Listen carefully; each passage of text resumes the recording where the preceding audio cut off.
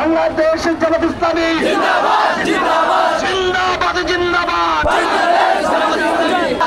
বিপ্লব বিপ্লব ইসলামী বিপ্লব মুক্তির শেষ পথ ইসলামী বিপ্লব। ঘন কালো আধারের বুক চিরে শত শত শহীদের পথ ধরে, ঘন কালো আধারের বুক চিরে শত শত শহীদের পথ ধরে আমরা ছিলাম আছি রব কোরআনের ময়দানে, বিজয়ের এই ক্ষণে সবুজের এই নীড়ে।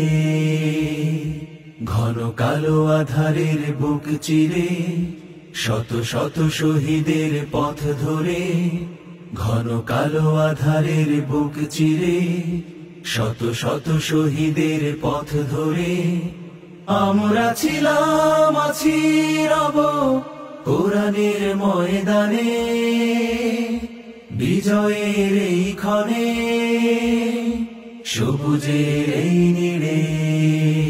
কত ঘাত প্রতিঘাত গুম খুন শাহাদাত, তবু পারেনি তো মুছে দিতে আমাদের শত জুলুম আঘাত। শুয়ে আনবো প্রভাত, হব আলোর পাখি এই প্রভাতে। কত ঘাত প্রতিঘাত গুম খুন শাহাদাত, তবু পারেনি তো মুছে দিতে আমাদের শত জুলুম আঘাত। শুয়ে আনবো প্রভাত, হব আলোর পাখি এই প্রভাতে।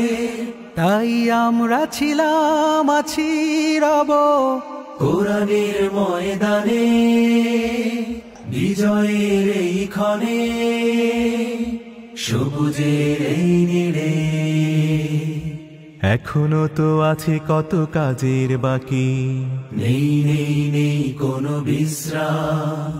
দিনের রঙে দেশ রাঙাতে হবে, দিনের রঙে দেশ রাঙাতে হবে। চলছে চলবে এ সংগ্রাম। আলহামদুলিল্লাহ, শুকরিয়া সেই মহান রবের, যিনি আমাদেরকে আজকে এই ঐতিহাসিক 5ই আগস্ট বা 36শে জুলাই আজকে উন্মুক্ত আকাশের নিচে ভয়ভীতিহীন ভাবে আজকে সকল মানুষকে নিয়ে উদযাপন করার তৌফিক দিয়েছেন। স্বৈরাচার মুক্ত হওয়ার দিবস এই 36শে জুলাই বাংলাদেশে নয়, পৃথিবীর ইতিহাসে এক ঐতিহাসিক দিবস। যেই দিবসে ছাত্র জনতা, কৃষক, শ্রমিক সকল জনগণ মিলে বিশ্বের ইতিহাসের একজন ফ্যাসিস্ট হাসিনাকে পালিয়ে যেতে বাধ্য করেছিল। এই দিনে বাংলাদেশ নয়, সারা পৃথিবীতে যিনি লেডি হিটলার হিসেবে পরিচিত ছিলেন, ওই হাসিনা শেখের পতন হয়েছে। হাসিনা শেখ বলেছেন, আমি পালাই না, বঙ্গবন্ধুর কন্যা পালাই না। তিনি এমন পালান পালাইছেন, তিনি দুপুরের খাবার খেয়ে যেতে পারেন না, তিনি মামু বাড়িতে পালিয়েছে। যে সকল ছাত্ররা প্রাণ দিয়ে, যে সকল শ্রমিকরা প্রাণ দিয়ে, যে সকল পথচারী প্রাণ দিয়ে শাহাদাতের নাজরানা পেশ করে এই মুক্ত পরিবেশ সৃষ্টি করেছে, আব্দুল আলমের দরবারে তাদের শাহাদাত মঞ্জুরের দোয়া করি। ওই কোরআনের পাখি আল্লামা দেলোয়ার হোসেন সাইদি বলেছিলেন, বেশি লাফালাফি করবেন না। যদি বেশি লাফালাফি করেন, এমন জোরে ঝাঁকি দিব, আমাদেরকে মৌলবাদী বলেন, আমরা মূলে বসে আছি, আগায় বসে বেশি লাফালাফি করবেন না। যদি লাফালাফি করেন, এমন ভাবে ঝাঁকি দিব, ওই বাংলাদেশে আপনাদের ঠাঁই হবে না, ওই দিল্লিতে গিয়ে পড়বেন। ওই কোরআনের পাখি আল্লামা দেলোয়ার হোসেন সাইদির সেই ভবিষ্যৎবাণী কি বাস্তবায়িত হয়েছে? আজকের এই দিনে আমরা স্মরণ করছি সেই মহান নেতা, কোরআনের পাখি, বাংলাদেশের 18 কোটি মানুষের নয়নমণি আল্লামা দেলোয়ার হোসেন সাইদিকে আল্লাহ তাকে জান্নাত নসিব করুন। আমরা হাতে আগে একটা উন্নত, কল্যাণমূলক, সমৃদ্ধ, আধুনিক মডেল হাতে হিসেবে গঠন করতে চাই।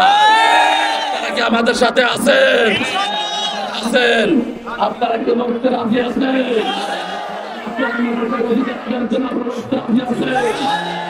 আমরা চাই এমন এক হাতিয়া গঠন করবো সেখানে নদীভাঙ্গন সমস্যা থাকবে না, সেখানে অবশ্যই ট্যাক্সই বল ব্লক দেওয়া হবে।